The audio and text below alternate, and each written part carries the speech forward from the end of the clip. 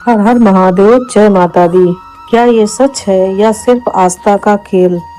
हम आपको लेकर चलेंगे उन 4 अद्भुत शक्ति पीठों की यात्रा पर, जहां मां शक्ति आज भी जीवित रूप में सांस लेती हैं, सुनती हैं और चाहे तो आपका भाग्य भी बदल देती हैं। सनातन धर्म में देवी का आवाहन साधारण शब्द नहीं है। जब सती ने अपने पिता दक्ष के अपमान के कारण योगाग्नि में देह त्याग दी थी, तब शिव व्याकुल होकर उनके शरीर को ब्रह्मांड में लिए घूमने लगे। सृष्टि के संतुलन के लिए विष्णु ने सुदर्शन चक्र चलाया और सती के अंग पृथ्वी पर अलग अलग स्थानों पर गिर गए। यही स्थान शक्तिपीठ कहलाए। अलग अलग स्थान भारत और उपमहाद्वीप में 51 पवित्र शक्तिपीठ हैं, लेकिन उनमें से 4 ऐसे हैं जहां भक्त मानते हैं कि देवी सिर्फ मूर्ति में नहीं बल्कि जीवित स्वरूप में विराजमान है। पहला पड़ाव कामाख्या देवी, असम। हमारी यात्रा की शुरुआत होती है असम के गुवाहाटी में नीलाचल पर्वत से। यहाँ देवी सती का गर्भ और योनि भाग गिरा था। यही कारण है कि यहाँ मूर्ति नहीं बल्कि एक प्राकृतिक शिला है जो हमेशा गीली रहती है और निरंतर जल बहता है। हर साल जून में यहाँ अम्बुवासी मेला लगता है। मान्यता है कि इन 3 दिनों में देवी को मासिक धर्म होता है और गर्भगृह के कपड़े लाल हो जाते हैं। भक्त कहते हैं यही प्रमाण है कि माँ यहाँ जीवित है।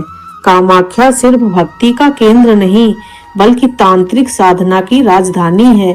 यहाँ साधक कहते हैं कि गर्भगृह में प्रवेश करते ही शरीर में बिजली सी सनसनी दौड़ जाती है। कई भक्तों ने अनुभव किया है कि माँ कामाख्या ने उनकी अधूरी मनोकामनाएं पूरी कर दी। अनुभव किया है। दूसरा पड़ाव माँ तारापीठ, पश्चिम बंगाल। अब हम चलते हैं पश्चिम बंगाल के बीरभूम जिले में स्थित माँ तारापीठ। यहाँ देवी सती का तीसरा नेत्र और मस्तिष्क भाग गिरा था। माँ तारा का यह रूप अद्भुत और रहस्यमयी है। नील वर्णा, गले में मुंड माला और हाथ में खोपड़ी का पात्र। नीलो यहाँ के भक्त कहते हैं कि माँ तारा सिर्फ दर्शन नहीं देती बल्कि आपके मन के रहस्यों को भी पढ़ लेती हैं।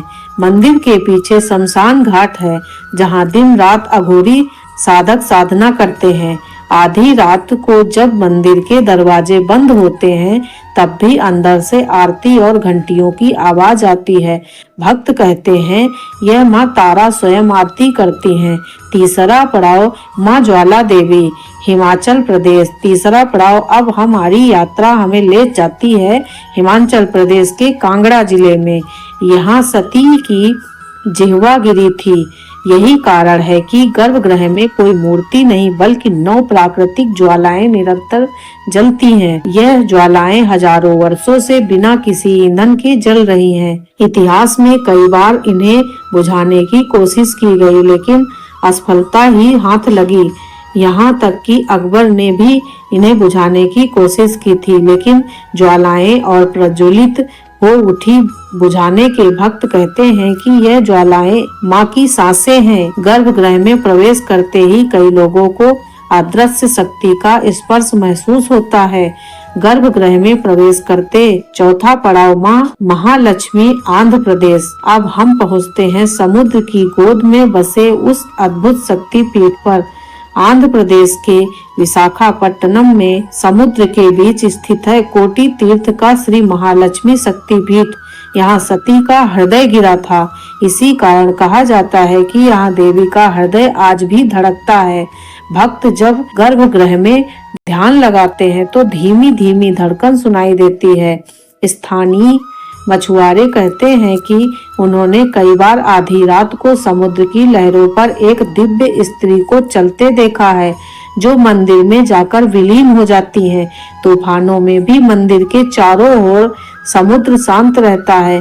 भक्त मानते हैं कि माँ महालक्ष्मी स्वयं अपने भक्तों की रक्षा करती हैं। कामाख्या हमें सिखाती हैं सृजन ही शक्ति है।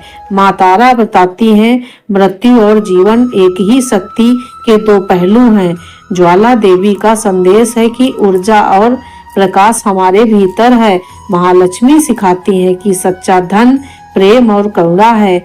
इन चारों शक्तिपीठों की यात्रा हमें यही एहसास कराती है कि देवी सिर्फ मंदिरों में नहीं बल्कि हमारे भीतर भी जीवित हैं। तो जब भी आप इन शक्तिपीठों का नाम लें या मंदिर जाएं, याद रखिए माँ शक्ति हर सांस में है।